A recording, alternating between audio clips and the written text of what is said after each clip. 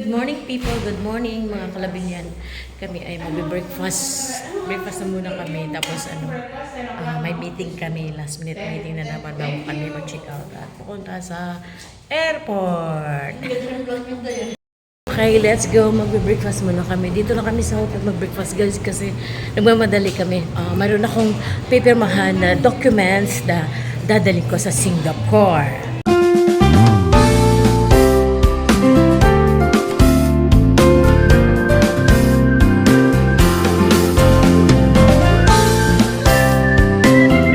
Good morning! Cafe K. So, dito kayo magbe-breakfast. Nagtago siya, oh. Good morning! Dito tayo? Oh, ayan. So, breakfast kami dito, guys. Buffet, charot. Ayan. Yeah, pahinging scrambled egg. Pakilagay ng tomato. Yeah. Sorry? Tomato and this one, cheese? Yeah, okay. Thank you. Ayun. Ay, meron silang garlic rice. Sorry. Garlic rice. Tapos may plain rice. Yun, may isda. Meron silang pansit. O, pansit ang tawag dyan. Pansit na may kanto, no? Ayun. Oh my God. Anong manok yan? Yes, ma'am. Adobo. Adobong manok daw. Tapos may sausage. Diba? So, yan ang kanilang breakfast. Ayun. Breakfast for today. Pero gusto ko ang toast bread. Ayan. So, ayun. Pumuna tayo. Goodbye, Manila! Check out na kami, guys. Check out na kami. Ayun. Nothing behind. Oh, mura ka na siyang nakuan na nadaanan ng bagyo, no? So, check out na kami. Magla-lunch, tapos punta ng airport. So, di ba? Ito yung aming Ay, hindi makikita pala. Sobrang see you later, alligator. No? Kasi magla-lunch muna kami. Tapos punta kami sa airport ng maaga. So, let's go! Let's go down. Lalayas na naman kami. So, see you again, Manila, Philippines. Dito na kami sa airport. So, maaga lang kami, guys, kasi dito muna kami mag-snack bago kayo punta doon sa departure. Dito lang kami sa arrival kasi lang kami. Mag-snack, mag-pintuhan. Okay, guys, dahil na kami check-in, guys. Itong napakapagod talaga sa lahat pag mag-travel dito Manila. No? Kasi just imagine, mag-queue kayo para mag-check-in ng luggage. Napakatagal, napakahaba ng linya. Hindi kasi kami nakapag board online. Tapos sa immigration. Ay, grabe guys. Pawisan ka pa. So si BFF ko nandun pa. Kasi nag-hand carry siya, parang chinichik, no? Kung anong laman ng kanyang hand carry. So this time, at least napakaaga pa kasi 4 plus pa lang. Ang flight namin is 7:55 ng gabi. Darating kami ng 11:55 na doon sa Singapore. So, just nice clearance around 1 plus na. Kaya makauwi na ba? Anong oras na? Tapos, tomorrow work na naman ako, guys. Kaya, muna. Tawag niya. Ano kayo nangyari kay BFF? Oy, tinitingnan ng kanyang dala. Anong meron dyan sa loob? Wala lang. So, kakain muna kami, guys.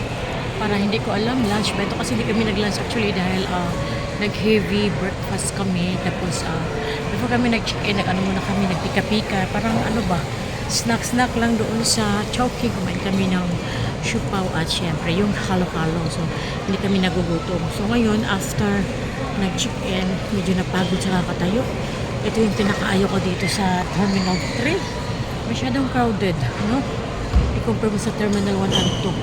So, dito, ang init pa. Parang limited yung aircon. Okay? So, parang bakit hinarang kanina maraming question doon yung sa BFF ko pagpasok dito na yung after immigration. Yung check-in luggage niya kasi guys, pag yung chinik-in niya na luggage, na-detect kasi doon na mayroon siyang alam niyo, minsan yung bote niyo. So, pinabuksan, nakita yung argan oil niya. You just imagine, mahal ang bili ko namin noon.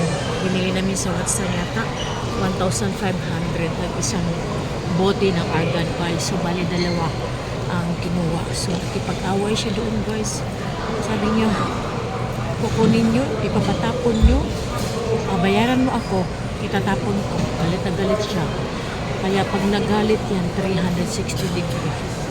Okay? So, minsan very unreasonable kasi anyway, hindi pa naman siya, sealed pa naman siya, hindi pa siya nabuksan. Kinuha talaga, guys. Kaya nagagalit siya. But anyway, talagang ganun. Wala tayo kasi magawa no din. Yun ang patakaran dito sa airport. So, ayun siya, oh. Nainitan siguro, nagpila, naglinya kasi mag-order ng pagkain namin. Mag-order kami. Garlic rice at saka ano, Mapapangiwi. chorizo daw, mapapangiwi ka daw sa asin. Diyos ko Lord, may itlog. Late lunch kami. Atsare. Ito yung ganito. Yung Baka mayroon, pwede magtanong. Oo, ayan. So, yun din yun sa aking baby. Play mo na kainin namin, guys. Tapos na kaming kumain. Busog na, guys. Pagdating sa loob ng aeroplano nito, tuwek! Sana makatulog ako kasi naman hindi ako nakakatulog eh. So, lalakarin pa namin yung gate number namin. Malayo, 108. And after that, pahinga muna doon, guys. And, boarding na, guys. Nakapagod na, guys. Parang gusto ko nang kumikit mamaya sa loob ng airplane. Sana makatulog ako, guys. Ang laki ng aeroplano na sasakyan namin. Ayan, oh. Kailangan pang maglinya-linya. Linya-linya muna tayo. Dalawang gate ang papasokan namin, guys. Ang laki kasi ng Cebu Pack na sasakyan namin. Ayan, oh. Ay, ang laki-laki. Ayan, oh. No, nandun sa harapan at dito rin sa talikuran. Ladies and gentlemen, napakalaki ng aeroplano. Nauna kaming mag-check-in. Charot. Ang laki-laki ng aeroplano. Welcome to Singapore, guys. Good morning, good morning. Welcome to Singapore. Maaga na, guys. 12:15 in the morning na makarating ako dito sa bahay nito. 1 plus na matulog. Tapos, maaga naman gigising. Balik sa trabaho. So, this time, pupunta tayo sa immigration. Tapos, kunin ang luggage. Tapos, alis. Diba? So, ganito lang talaga mag-travel, no? Nakakapagod. Pero what to do? Kasi, ito yung ating trabaho. Charot. Hindi ako masyadong nakapag-vlog, guys, kasi minsan mga importante, hindi ko pwedeng ma-video. Diba? So, medyo malayo pang ating lalakarin para mag-claim ng ating luggage. At mag-claim na tayo ng ating luggage, guys. Sobrang tahimik ko lang ng tao dito sa Terminal 4. Yes, ito kasi bagong airport. Ito siya, guys. So, hanapin natin ang ating belt number para kunin ang ating luggage. And after that, uwi na tayo. O, diba? Tapos na ang ating biyahe.